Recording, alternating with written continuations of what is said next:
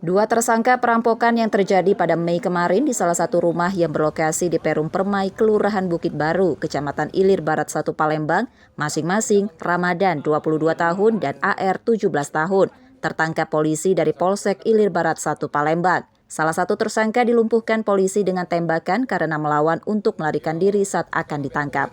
Kapolsek Ilir Barat 1 Palembang menerangkan, kedua tersangka melakukan perampokan dengan memecah kaca jendela dan masuk ke rumah kos korban. Lantaran aksinya diketahui korban, tersangka menodongkan senjata tajam dan menyandera korban, lalu membawa kabur sejumlah uang, telepon genggam, dan sepeda motor.